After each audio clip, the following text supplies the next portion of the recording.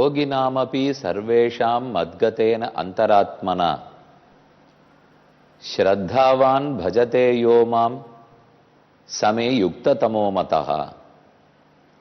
கண்ணன் கீதையில் 6வது அத்தியாயத்தினுடைய கடைசியில் இந்த ஸ்லோகத்தை அருளி செய்கிறார். பல யோகங்களை பற்றி விளக்கி கொண்டு வந்தார். கர்மயோகம், ஞான யோகம் ஆகியவையெல்லாம் விளக்கி முடிக்கப்பட்டன. அதோடு நிறுத்தாத கண்ணன் கீழே நான் சொல்லி வந்த யோகிகள் அனைவரை காட்டிலும் பக்தி யோகி அவனிடத்தில் தான் எனக்கு பிரியம் அதிகம்.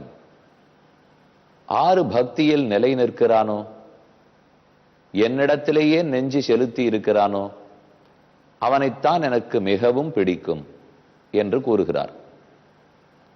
கர்மயோகம், ஞான யோகம் சிறந்தவை. ஆனால் அவையெல்லாம் பக்தி யோகத்துக்கு உறுதுணையாக நின்றால்தான் சிறந்தவை.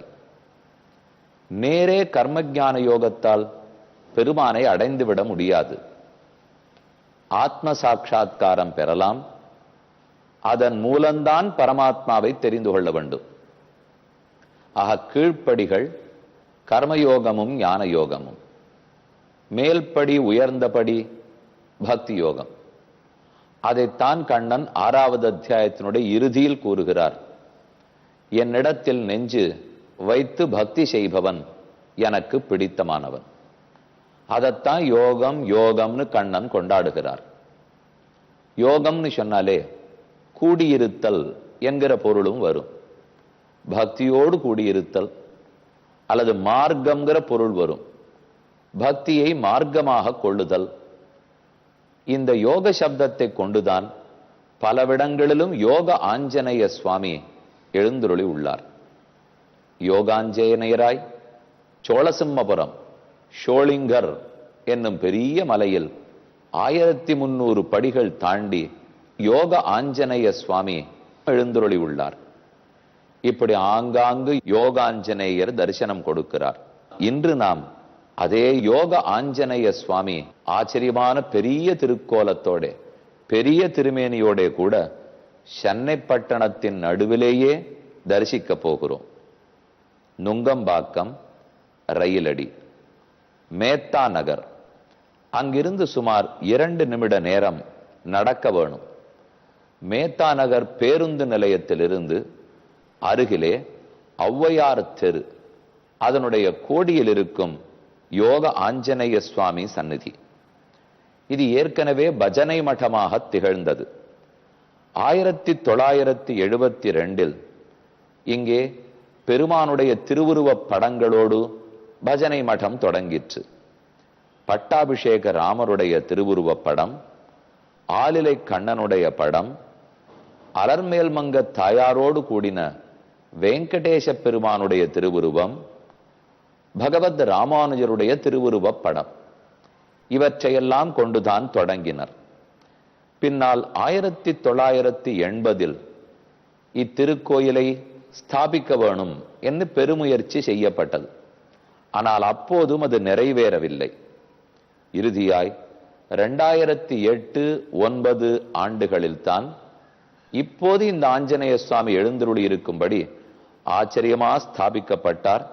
கும்பாபிஷேகம், குடமுழுக்கு, அதாவது சம்பிரோக்ஷணம் நடைபெற்றது. கோயிலில் போய் ஆஞ்சநேயரை தரிசிப்போம். முதலில் கோயில் வாசல், முன்மண்டபம். முன்மண்டபத்தில் உள்ளே நுழைந்தோமானால் ஆங்காங்கு பல திருவுருவங்கள். இதோ நரசிம்ம சுவாமி உள்ளார். அதே போல ஹயக்ரீவ பெருமானும் உள்ளார். கோபமான திருக்கோலத்தோட அடியார்களுக்கு யார் விரோதிகள் வந்தாலும் அழிக்கும் நரசிம்மர். வித்தைகளையெல்லாம் போதிக்கும், வேதத்தையே மீட்டு போதிக்கும் ஹயக்ரீவ பெருமான். இவர்களை தரிசித்துக் கொள்ளுகிறோம். இன்று உள்ளே சென்று யோக ஆஞ்சநேயரை சேவித்து விடுவோம். அலங்கார திருக்கோலத்தோட சேவிப்போம். நாளை சந்திக்கும் போது இவருடைய அலங்காரத்தை களைந்து ஆச்சரியமான திருமஞ்சனம் நடந்தது. அதில் பங்கு கொள்வோம். இதோ அமர்ந்த திருக்கோலத்தோட யோகாஞ்சநேயர் தரிசனம் கொடுக்கிறார். நீண்ட கிரீடம் சாத்தி கொண்டிருக்கிறார். அதில் சீதாராமர்கள் எழுந்துருளி உள்ளனர். ஆனால் இப்ப அலங்காரம் பண்ணிட்டபடியாலே அனைத்தும் ராஜா வேஷத்தோட உள்ளார்.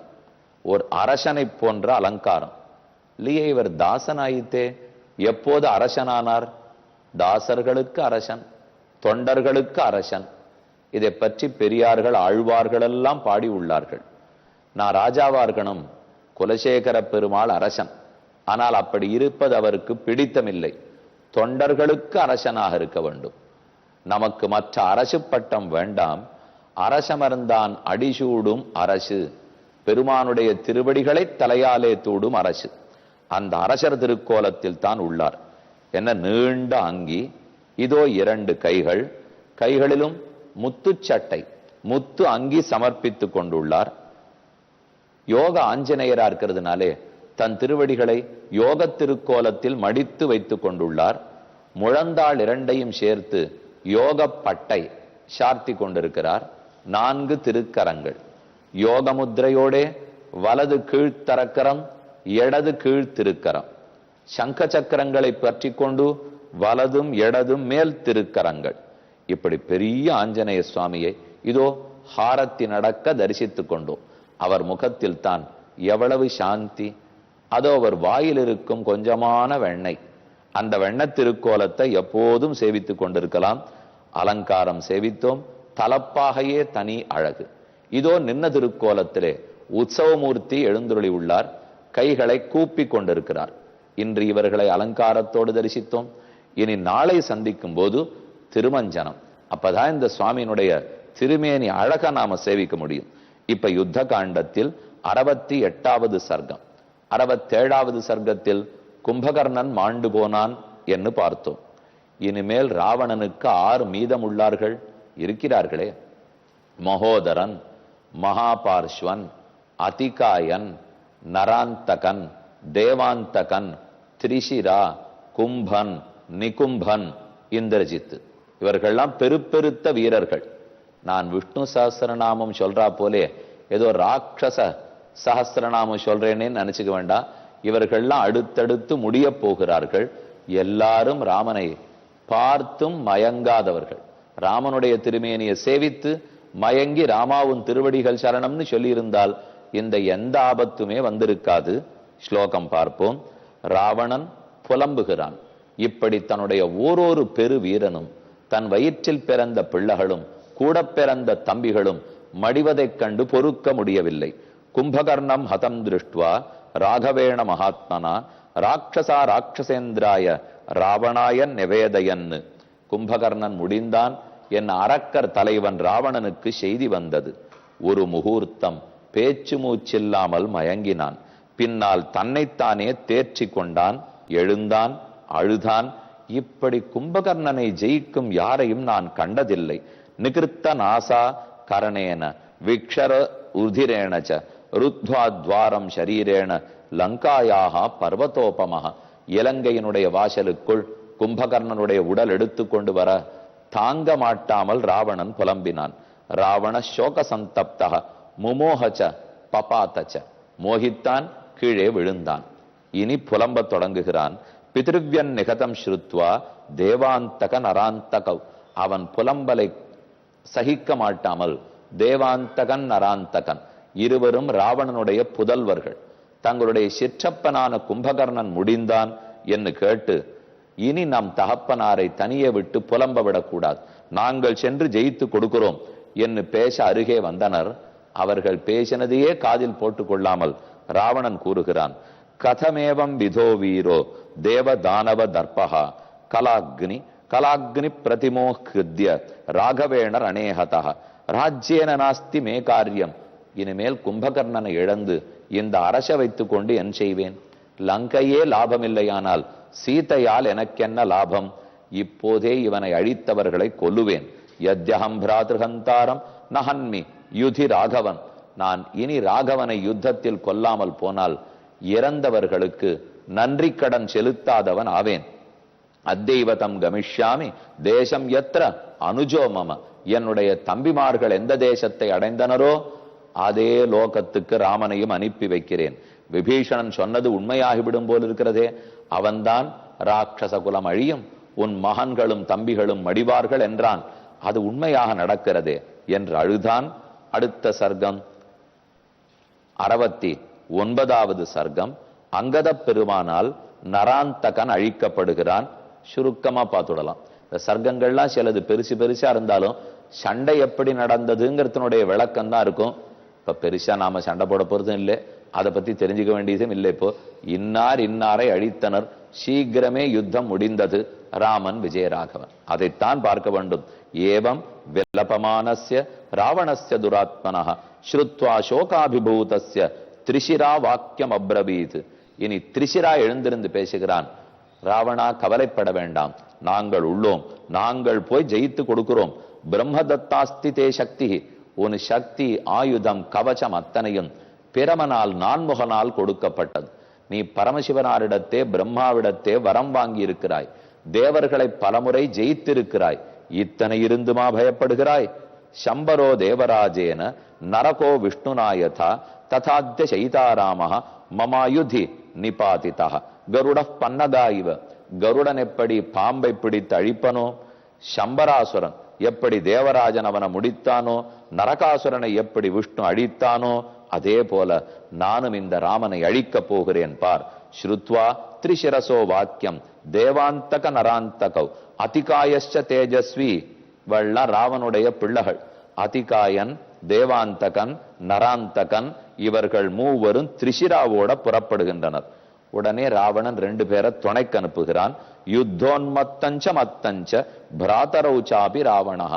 யுத்தோன்மத்தன், மத்தன், இவா 2 பேரும் ராவணனுடைய உடன் பிறந்தவர்கள். இன்னும் கூட மகோதர மகாபார்ஸ்வ, ஆக மகோதரன், மகாபார்ஸ்வன், தேவாந்தகன், நராந்தகன், திரிசிரா, அதிகாயன், தத சுதர்சனம் நாகம், நீல ஜீமூத சந்நிபம், இவர்கள் அனைவரும் போருக்கு வந்தனர். ஒருத்தொருத்தன் உலக்கை எடுத்துக்கொண்டான், ஒருத்தர் பட்டம் ஆயுதம் நீண்ட கத்தியை பிடித்து கொண்டார், மற்றொருத்தர் உழல்தடி ஏந்தி கொண்டார். அவர்கள் வந்ததை கண்ட குரங்குகள் நடுங்கினர். கிரஹீத்வா பிராசமுல்காபம் விரராஜ நராந்தக தேவாந்தக சமாதாய பரிகம் ஹேமபூஷணம். அவர்களுடைய ஆடை, அலங்காரம், தேஜஸ், தேரு, ரத, கஜ, துரக பதாதிகள் எது கண்டாலும் நடுக்கமா போல இருந்தது. துருமாம்ச விபுலம் ஸ்கந்தான் ஸ்கந்தான் கிருஹ்ய வானர புங்கவாக தத்யுமம் பவத்கோரம் யுத்தம் பவத் அபவத்கோரம் ரக்ஷோ வானர சங்குலம். ராட்சசர்களுக்கும் வானரங்களுக்கும் மிகுந்த யுத்தம், கோரப்போர் நடந்தது. அப்போது நராந்தகன் ச வானரான் சப்த சதானி, தன் ஓர் அடியால் குரங்குகள் 700 பேரை கொன்றான். 700 பேர் அழிய திருஷ்டோவாச்ச மகாதேஜாக சுக்ரீவோ வானராதிபக. உடனே சுக்ரீவன் பார்த்தவன், இப்படியே போனால் குரங்கு கூட்டம் சீக்கிரம் அழிந்துவிடும். ஹே அங்கதனே, போ, நீ போய் அவனை உடனடியாக அழித்து வா. அங்கதன் வந்தார். வந்த வேகத்தில் ஓங்கி முட்டியால் நராந்தகன் அடித்தான். நிலை குலைந்தான் அங்கதன். தன்னை சமாதானப்படுத்தி கொண்டு எழுந்திருந்து வந்து பெரும் சரீரத்தாலே முட்டியாலே குதிரை அடிக்க குதிரை மடிந்தது. நிபாதயாமாச ததா மகாத்மா நராந்தகஸ்யோரசி வாலிபுத்திரா. வந்தவன் தன் முட்டியால் நராந்தகனுடைய மார்பில் ஓங்கி குத்துவிட அவன் ரத்தம் கக்கி முடிந்தான். நராந்தகோ பூமிதலே பபாத யதாச்சலோ வஜ்ர நிபாத பக்னஹ அதாங்கதஹ. ஒரு பெரும் வஜ்ரம் அசனி விழுந்தாலோ அல்லது மின்னல் வெட்டினாலோ எப்படியோ அப்படி முடிந்தான். ராம மனப்பிரகர்ஷணம் சுதுஷ்கரம் தம் கிருதவான்கி விக்ரமம் விசிஸ்மயே சோப்யத பீமகர்மா புனச்ச யுத்தேச பபூவ ஹர்ஷிதா. இந்த செய்தி கேட்டு ராமன் மிக்க ஆனந்தப்பட்டான். இனி யார் முடிந்தார்கள் பார்ப்போம். இந்நிகழ்ச்சி ஸ்ரீராமனின் அருள்